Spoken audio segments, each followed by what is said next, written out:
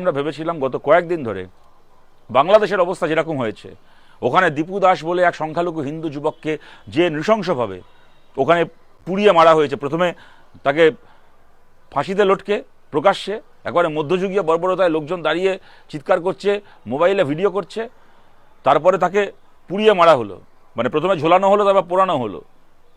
বিভৎস দৃশ্য দেখলে 3 রাত ঘুম আসে না, মানে আমাদের ভেতরটাকে নাড়া দিয়ে যায়।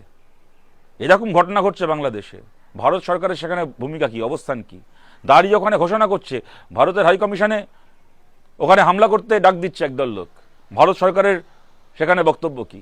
ওখানে দাঁড়িয়ে হুমকি দেওয়া হচ্ছে 7 সিস্টার্সকে, ভারতের উত্তর পূর্বের রাজ্যগুলোকে নাকি ভারত থেকে কেটে আলাদা করে দেওয়া হবে। যে বলছে তার একটা ফড়িং ওড়ানোর ক্ষমতা নেই, তাকে আমরা সিরিয়াসলি নিই না, কিন্তু এরকম একটা কথা ওখানে দাঁড়িয়ে সরকারি মদতে বলা হচ্ছে। ভারত সরকার সেখানে প্রতিবাদ করবে কি করবে না? ভারত সরকার বাংলাদেশের হাই কমিশনারকে এখানে ডেকে এনে প্রশ্ন করবে কি করবে না?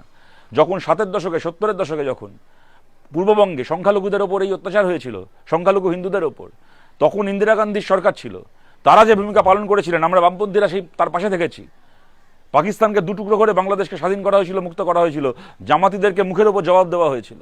আজকে যখন বাংলাদেশে এই ঘটনাগুলো ঘটছে, ভারতের পতাকাকে ওখানে মাটিতে ফেলে মারিয়ে যাওয়া হয়েছে আজ থেকে 1 বছর আগে, আপনাদের মনে আছে তথাকথিত জুলাই আন্দোলনের সময়। ভারত সরকারের মুখে একটা রা কাটতে শুনিনি আমরা। ভেবেছিলাম আজকে যেখানে তাহিরপুরে দাঁড়িয়ে সভা করার কথা ছিল মোদির, সেখান থেকে ঢিল ছুড়লে বাংলাদেশে গিয়ে পড়বে। ওইখানে দাঁড়িয়ে অন্ততপক্ষে মোদি ভারত সরকারের অবস্থান কি এই প্রসঙ্গে সেইটুকু নিয়ে অন্ততপক্ষে 2টো শব্দ উচ্চারণ করবেন, করলেন না।